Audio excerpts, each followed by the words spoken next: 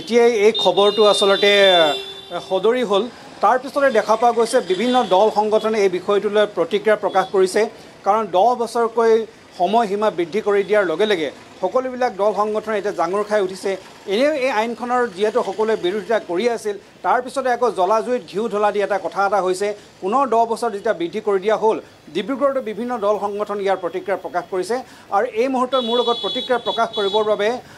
যেটো মটক যুৱ ছাত্ৰ পৰিষদৰ প্ৰতিনিধি আছে কাৰণ এই কা আন্দোলনৰ বিৰুদ্ধে তেওঁলোকে আৰম্ভণিৰ পৰাই এই দলটোৱেও যেহেতু তেওঁলোকে আন্দোলন কৰি আছে কাৰ বিৰুদ্ধাচৰণ কৰি আছে যাৰ পৰিপ্ৰেক্ষিতত আজি এই খবৰটো সদৰি হোৱাৰ পিছতে তেওঁলোকৰ দলৰ ফালৰ পৰা প্ৰতিক্ৰিয়া প্ৰকাশ কৰিবৰ বাবে আজি মোৰ কাষত আহি থিয় হৈছে এই যেটো বিতুপন দুৱৰা যেটো আপোনালোকৰ দলেও আৰম্ভণিৰ পৰা অসম মটক যুৱ ছাত্ৰ পৰিষদ আৰম্ভণিৰ পৰা এই বিষয়টোৰ ওপৰত আপোনালোকে মাত মাতি আছে আৰু আন্দোলনত আপোনালোকে সক্ৰিয়ভাৱে অংশগ্ৰহণ কৰিছিল পুনৰ যেতিয়া 10 বছৰ সময়সীমা বৃদ্ধি কৰি দিয়া হ'ল আপোনালোকৰ দলৰ ফালৰ পৰা ইয়াৰ প্ৰতিক্ৰিয়া কি হ'ব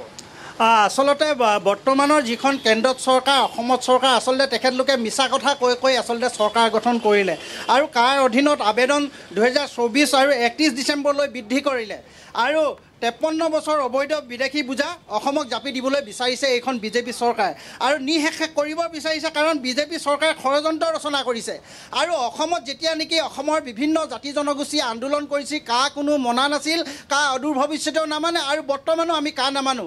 কা আইন অতি শীঘ্ৰে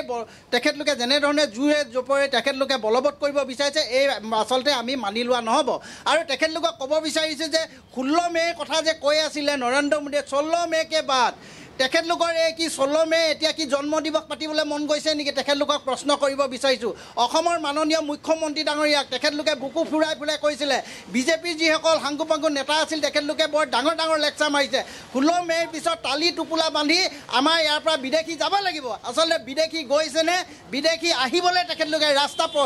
প্ৰশস্ত কৰিছে তেখেতলোকক প্ৰশ্ন কৰিছোঁ আকৌ 10টা বছৰ তেখেতলোকে কিয় ল'বলগীয়া হ'ল অসমৰ মাননীয় মুখ্যমন্ত্ৰী ডাঙৰীয়া চৰাম তেখেতৰ যি মিছলীয়া মিছা কথা কোৱা আসলতে গোটেই বিশ্বৰ ভিতৰত মিছা কথা কোৱা এইখন এখন প্ৰথম চৰকাৰ হ'ব কেন্দ্ৰত মিছা কথা কয় অসমতো মিছা কথা কয় এই মিছাউলীয়া যিসকল চৰকাৰৰ যিসকল তেখেতলোকৰ ৰাজনীতি এই ৰাজনীতি আসলতে অসমৰ ৰাইজে বুজি পাইছে জাতি জনগোষ্ঠীয় বিভিন্ন দল সংগঠন অনাগত দিনত কিন্তু ওলাই আহিব তেখেতলোকে যেতিয়ালৈকে এই আইনখন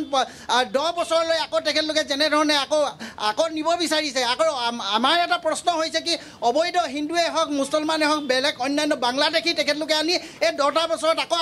আনিবলৈ বিচাৰিছে নে আৰু দ্বিতীয়তে এটা কথা কৈছে তেখেতলোকে উচ্ছেদৰ নামত যিটো